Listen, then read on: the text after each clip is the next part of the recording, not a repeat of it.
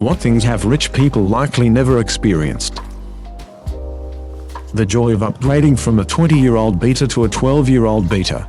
Just in general, the joy of small upgrades in living standards. My husband and I just did this. Went from 03 Corolla to a 2010. I feel so RIZTY. We went from 96 Corolla to a 16 Corolla. Very fancy indeed. Settle down millionaire. We get it. The joy of finding that 500 in your pocket that you didn't know you lost. Oddly specific, but when you grow up poor, your parents can afford for you to spend money at the arcade. You can go in there while your mom does the shopping, but all you're able to do is sit at the driving games and turn the wheels or play with the gearbox. Finding a game with unused credit is like Christmas morning. Having to return something at a grocery store because you hit your limit. Something in your house gets broken or damaged and it's not strictly necessary to repair it. Then it stays broken or damaged. When I was a student, the handle came off the fridge one day, and since we could still open the fridge by pulling on the edge, it just stayed that way for 5 years until we got given a newer fridge by a housemate's family member who was renovating their own kitchen. Like my 9-year-old car with the air conditioning that has been broken for 3 years and the driver's side window that goes up and down at random. Usually when it's raining or below 40 degrees Fahrenheit. Oh, and the hatchback latch that is jammed. So we have to put luggage into the back through the back seat.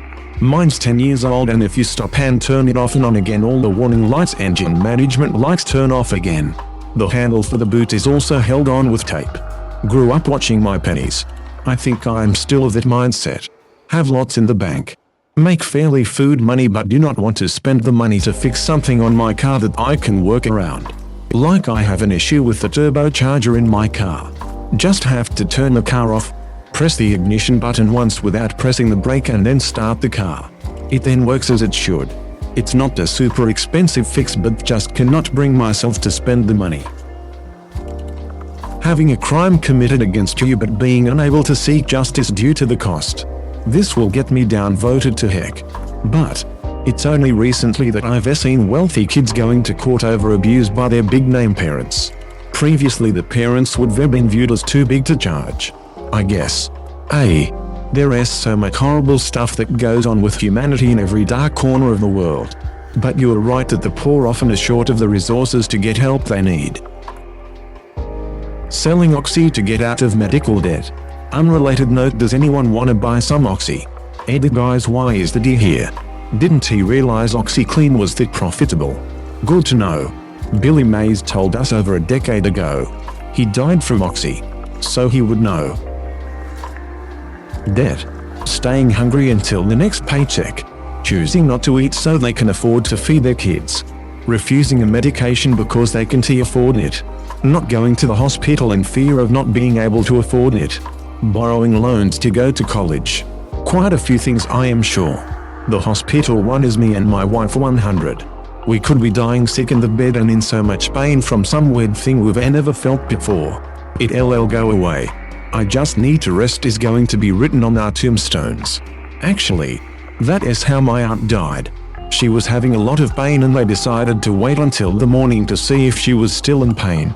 But her husband woke up to find she died in her sleep. Even though she was the stubborn one. My family blamed her husband for not forcing her to go to the hospital. Not having money means we are too scared to seek medical help in emergencies. Yet all the rich people say money does not make you happy. We're not trying to be happy. We're trying to survive. During the last hurricane, my daughter leaned against the window and the whole thing shattered. No immediate cares were open. So had to pay $400 to walk in the ER. Thank God no stitches. Just a bad scrape that we couldn't tell until it was x-rayed and started clotting. After her dad's good insurance. We owe about $1,000 for cleaning, x-ray, Doc Evil, and a med because she had a panic attack. Diluting your shampoo with water to prolong its life.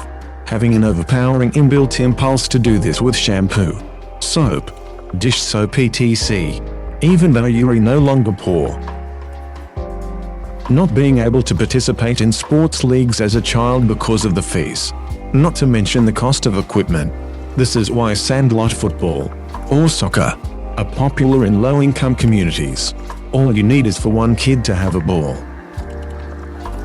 The longer you sleep, the less money you have to spend on food. Sitting in your car on a cold rainy day with a soggy bag of hot fish and chips. This is very evocative.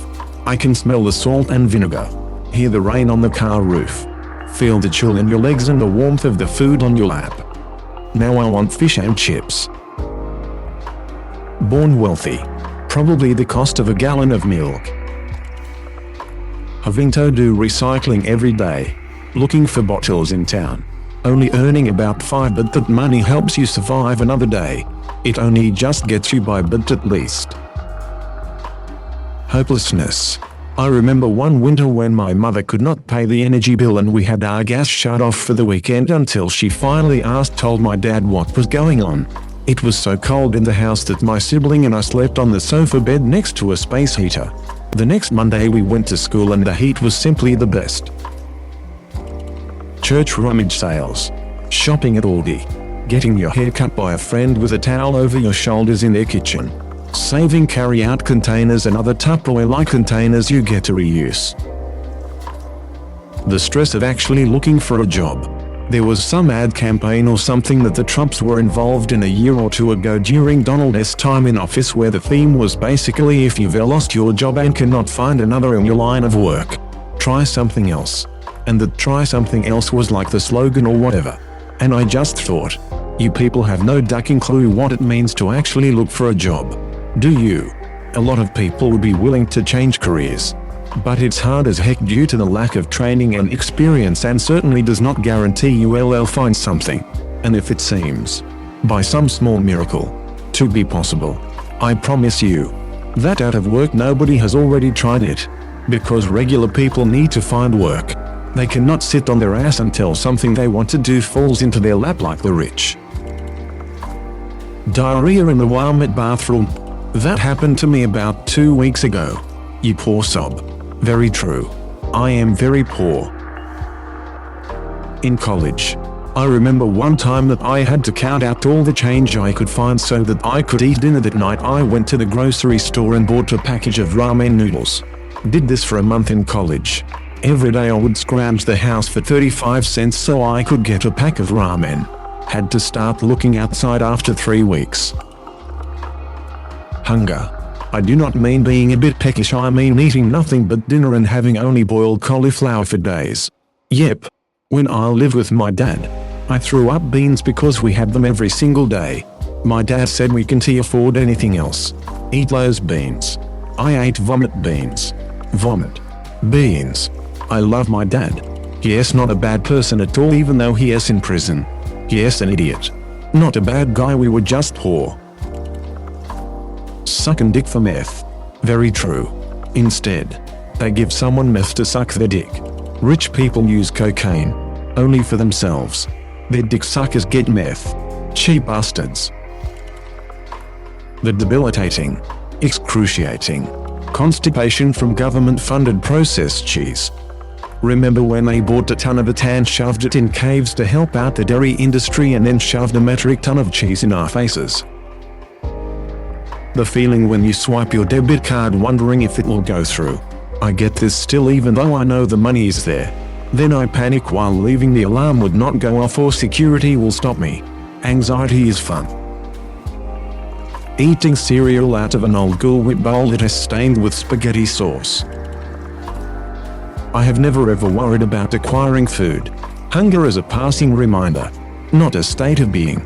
I do not think of myself as rich, but globally I think that means I'm sleeping with your head under grandpa's bed too tall for narrow room while my mom, my sister, newborn baby sister and family friend all sleep in the same room. Oh, and having rats run over your head in the middle of the night. Calculating prices as you put groceries in your cart. The mental gymnastics. My mom always took a piece of paper with her list. If it wasn't tea on the list, we weren't getting it. She'd have the weekly ad spread out in the top of the cart where little kids sit. Then, after each item, she would write down the amount, calculate whether it had tax, add it into the total. The levels of racism in the lower classes of all races. It is sad how well the propaganda pushed by the rich to turn the working class against each other has worked. If working class people could unite and show solidarity, their lives would drastically improve. The joy of equally broke friends and family putting what is here together. And it makes a wonderful meal. And that meal has enough left over for the workers to pack a lunch the next day. The ATM basically laughing at you when tried to take out 20 and it reads insufficient funds. 347 balance. Or a negative balance. True hunger. Times in my life where if I didn't have a roommate who worked in food I would not have eaten. Short of mooching off my parent. Which wasn't always an option. So there were 3-day periods where I would not eat or drink anything but water. When you can eat good food the week after your payday. Choosing between two necessities because you cannot afford both. With rich kids specifically, being told no because their parents cannot afford something. Or it is probably because they know what their family can and can't afford. Was raised middle class but my partner experienced some serious food scarcity as a kid. Such that it seriously ducks with their head. I might not have wanted the food I had available but I was never without an option or two. I also never lived off the pancakes for weeks at a time. So I was spared that as well. Explaining to them logically that we can always get food does not matter if the fridge or pantry is somewhat empty now. It just messes with them too much emotionally even if they know we can even order takeout. Living on a jar of peanut butter for 3 days because you cannot afford bread to put it on. Rich people call this the Atkins diet. Having to choose between medicine or food. The joy of being sent to buy bread by your parents and getting to eat some of it while it's still warm on the way home. Selling sex to get your rent paid. Having to make decisions about whether to feed their family that week or buy that medicine your sick child needs. Only the poor have these conundrums. Going to bed hungry because you do not want to spend more money on food. People breaking up with you for not having enough money. First girl I was in a relation did this to me. Jokes on her. I am still poor. The intestinal fortitude of a lifetime eating traditional Scottish cuisine. Ever hear of the porridge drawer? You still see them in some old Scottish kitchens. Apparently you pour porridge in on Monday and carve out hunks for the rest of the week. I am told there were often bug issues. Scouring your couch for any pocket change that might have fallen out of your friend's pockets while they were there so that you can walk across the street to get dinner from the dollar store. The only thing that was actually $1 was a box of knockoff Cheez-Its. If I was lucky, I did get to eat Cheez-Its for dinner paid for by the pocket change that people left behind. For a while I always pushed for friend gatherings to be at my place BC. It usually meant I get to eat the next day. Am I a bad person? Maybe. Did I get really fat from a Cheez-It diet? Yes. Do I feel ashamed? No. Permanently sharing a small living space with too many occupants. Like a 2-bed 1-bath apartment or smaller for 5-10 people. Having your own private space to retreat to is such a luxury. I still remember the overwhelming sense of freedom I felt when I got my first car and could drive anywhere I wanted just to be alone. That is the worst. I had a 3-bed 2-bath apartment for about 6 months a long time ago with 13 roommates that never stopped drinking. I pray I never have to deal with roommates again. Getting a payday loan. Eating uneaten food customers left on their plates. And cutting your leg badly enough to have to go to the ER. Then getting a bill you could not pay and having your credit ruined for 7 years. Filling up buckets with hoses from other people's houses and using that water to shower and drink. Having to choose between eating healthy but expensive food or cheap but not healthy food because it's winter and you need to heat your home. Eat good and freeze or eat poop and be warm.